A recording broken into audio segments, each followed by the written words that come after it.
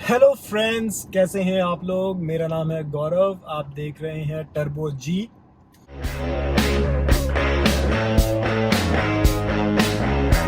तो गाइज, आज हम आपके लिए एक बहुत ही इम्पोर्टेंट वीडियो लेके आए हैं। अगर आप मैनुअल गाड़ी चलाते हैं और ऑटोमेटिक गाड़ी लेने की सोच रहे हैं तो ये वीडियो आपके लिए बहुत ज़्यादा इम्पोर्टेंट है। और अगर आप ऑलरेडी एक ऑटोमेटिक कार चला रहे हैं तो ये वीडियो आपके लिए बहुत बहुत बहुत बहुत बहुत ज़्यादा इम्पोर्टेंट है, क्योंकि हम जाने अनजाने में ऐसी बहुत सारी गलतियां करते हैं जो कि हमें एक ऑटोमेटिक कार में नहीं करनी चाहिए। तो चलिए देखते हैं ये क्या ऐसे 10 पॉइंट्स है जो हमें ऑटोमेटिक कार में नहीं करनी चाहिए। भाई, सबसे पहला पॉइंट है कि हम अपनी गाड़ी को कभी भी ज़्यादा टाइम तक अगर हम रुके हैं तो इसको ड्राइव मोड में ना छोड़ें। इससे क्या होता है, अगर आप गाड़ी को अपने ड्राइव मोड में छोड़ते हैं तो गाड़ी हमेशा फर्स्ट गियर में लगी रहती है। और आप अपनी गाड़ी को फर्स्ट गियर में कभी भी ज़्यादा देर तक आइडल खड़ी ना करें, क्योंकि इससे आपके ट्रांसमिशन पे वेयर एंड टेयर के चांसेस बढ़ जाते हैं, क्योंकि आपका ट्रांसमिशन गर्म होना स्टार्ट हो जाता है।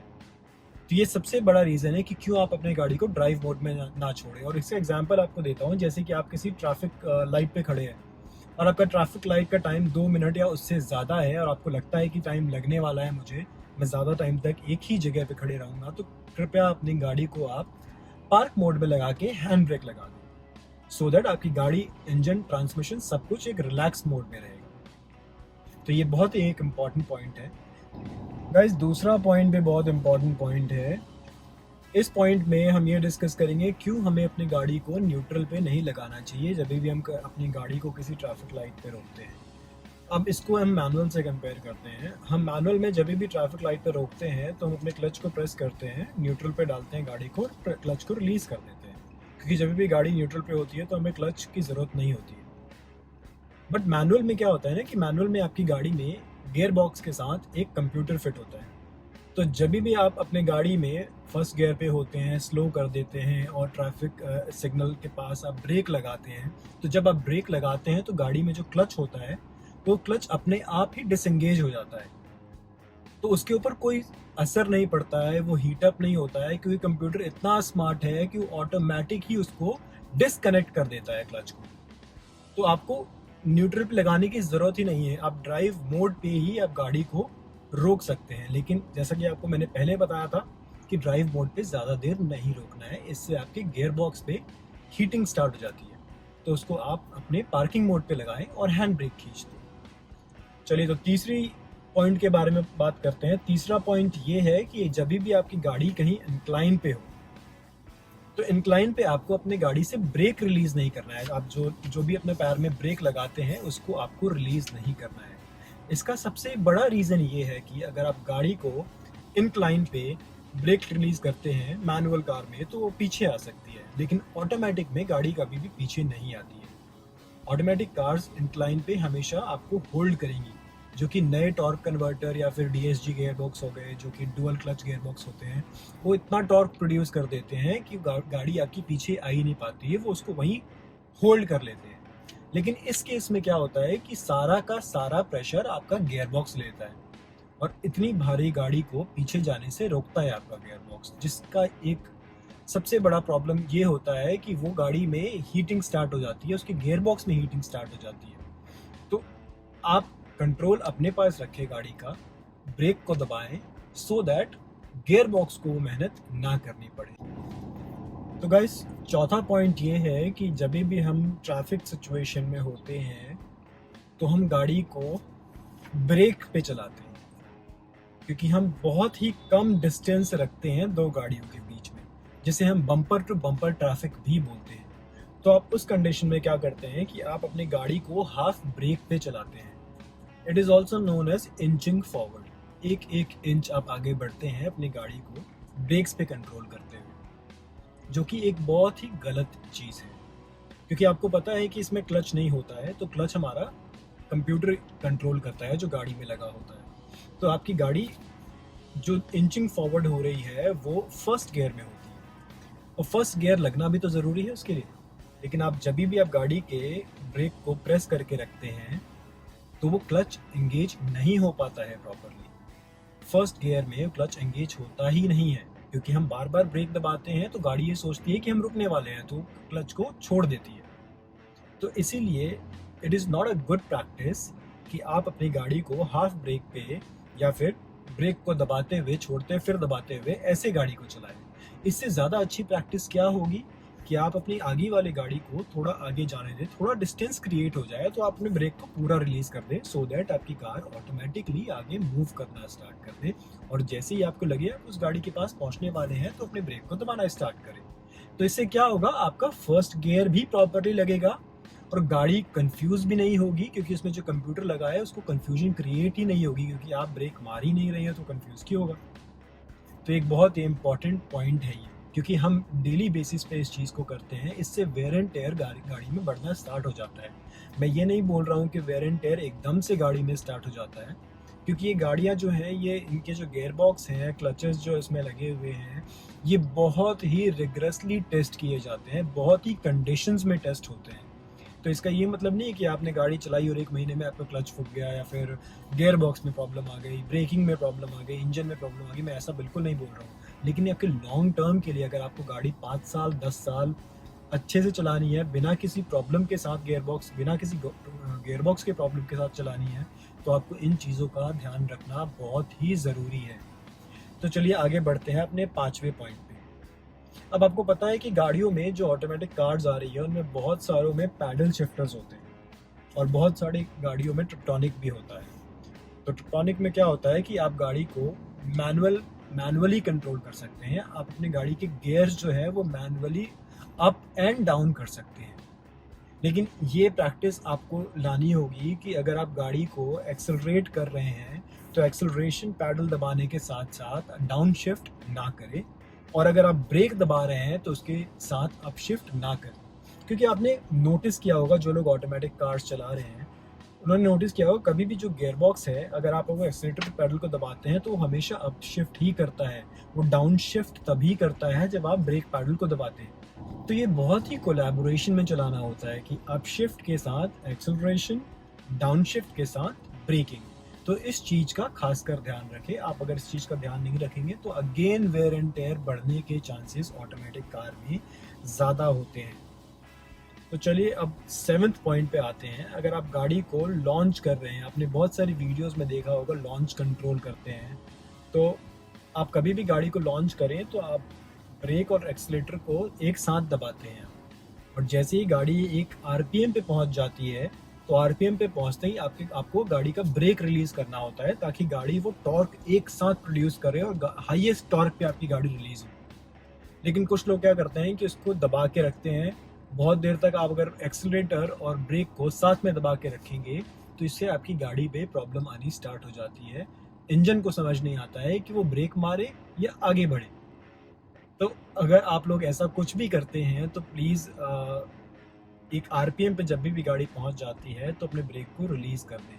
बहुत लोगों ने देखा है, मैंने देखी है कि वीडियोस बनाते हैं, लॉन्च कंट्रोल करते हैं, बट वो लॉन्च कंट्रोल सही से नहीं हो पाता है, क्योंकि आजकल गाड़ियों में फंक्शन ऐसा आ गया है कि अगर आप बहुत देर तक ब्रेक और एक्सीलरेटर साथ में होल्ड कर रहे हैं और जैसे ही वो आरपीएम मीटर एक मे बी 1500 या 2000 आरपीएम पे आता है और आपने अपनी गाड़ी को रिलीज़ नहीं किया तो ऑटोमेटिक ड्रॉप डाउन हो जाता है।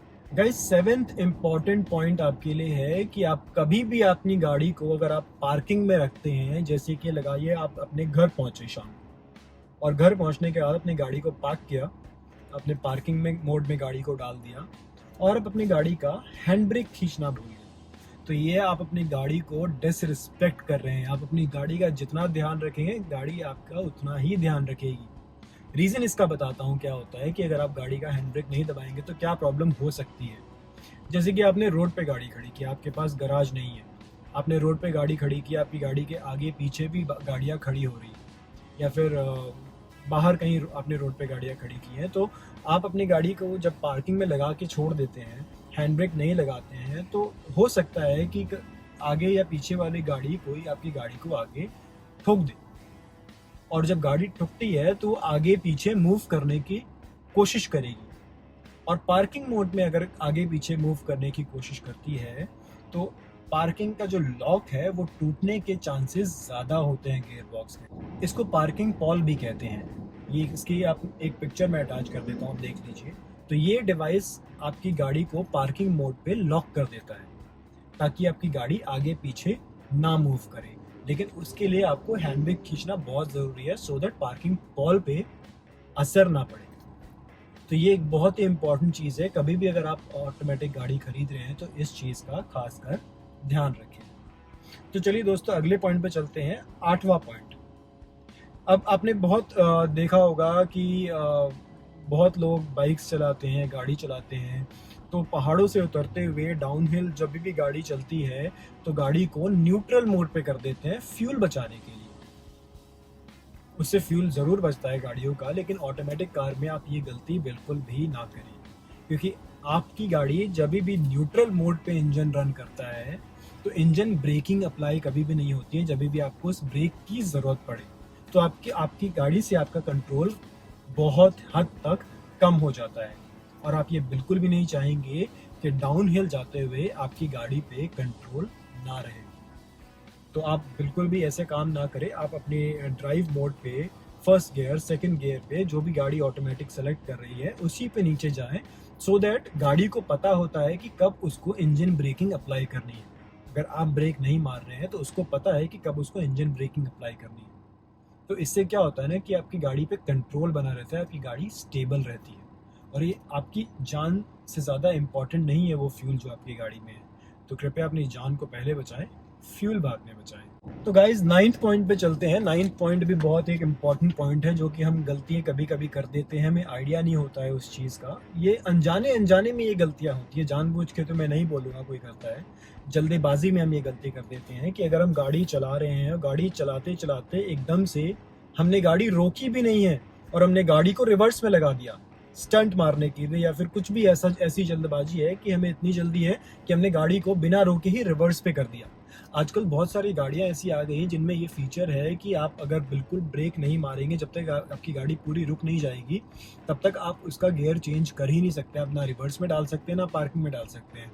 बट बहुत सारी ऐसी पुरानी गाड़ियां हैं जिसमें ये फीचर नहीं है। अगर आपने कोई सेकेंड हैंड ऑटोमेटिक कार खरीद ली और ये गलती आप कर बैठे तो आपको भारी नुकसान चुकाना पड़ सकता है। बहुत ही ज़्यादा महंगा होता है एक ऑटोमेटिक ट्रांसमिशन। तो दोस्तों, इसका रीज़न ये है कि आप कभी भी अपनी गाड़ी को पार्किंग में आपको लाना है या रिवर्स में लाना है चलाने के बाद, तो आप गाड़ी को प्रॉपर ब्रेकिंग अप्लाई करें, गाड़ी को प्रॉपर एक तरीके से रोके, जब गाड़ी रुक जाए उसके बाद उसको आप रिवर्स में या पार्किंग पे लगाएं। तो ये आपका 9th पॉइंट है, जो कि बहुत इंपॉर्टेंट पॉइंट है। So guys, let's talk about the 10th point, and ये 10th पॉइंट बहुत ही ज़्यादा इंपॉर्टेंट है। ये आपकी ड्राइविंग टेक्निक से रिलेटेड है कि ऑटोमेटिक कार को हम कैसे चलाएं। तो आपको पता है कि मैनुअल कार में आप दोनों पैरों का यूज़ करते हैं गाड़ी चलाते हुए। राइट पैर से आप यूज़ करते हैं एक्सेलरेट करने के लिए और ब्रेक लगाने के लिए, और लेफ्ट पैर का आप यूज़ करते हैं क्लच को दबाने के लिए। लेकिन ऑटोमेटिक कार में क्लच नहीं होता है, तो आपको लेफ्ट पैर का यूज़ करना ही नहीं है। लेफ्ट पैर के लिए आपको एक डेड पैडल दिया हुआ है जहाँ पे आप अपने पैर को रेस्ट कर सकते हैं। तो आपको गाड़ी सिर्फ अपने राइट पैर से ही चलानी है। इसका सबसे बड़ा रीज़न क्या होता है कि जैसे कभी हो जाता है कि पैनिक सिचुएशन है और आप दोनों पैरों से गाड़ी को चला रहे हैं, तो आपके लेफ्ट पैर को क्लच की आदत होती है। तो हो सकता है कि आपको लगे कि मुझे क्लच दबाना है और क्लच की जगह आप ब्रेक अप्लाई कर दें और पीछे से आ रही गाड़ी आपको पीछे से ठोक दे आपकी गाड़ी को, तो इसका नुकसान बहुत भारी हो सकता है। तो कृपया ये प्रैक्टिस अपने पैर के साथ ज़रूर रखें कि आप एक ही पैर से गाड़ी चलाएं और इसको पहले दिन से ही प्रैक्टिस में लाएं। कभी भी आप ऑटोमेटिक गाड़ी खरीदते हैं तो इसको पहले दिन से ही प्रैक्टिस में लाएं। तो दोस्तों, ये 10 बहुत ही इम्पॉर्टेंट पॉइंट्स थे जो कि मैं आपको बताना चाहता था। अगर आपको ये वीडियो पसंद आई, ये पॉइंट्स आपको अगर हेल्पफुल लगते हैं, तो प्लीज़ इस वीडियो को लाइक कर दीजिए, इस वीडियो को शेयर करें और इस चैनल को सब्सक्राइब करें, सो दैट मुझे मोटिवेशन मिलेगी कि मैं आपके लिए और भी ऐसी वीडियोस ला सकूं। तो thank you so much guys, love you all, जय हिंद।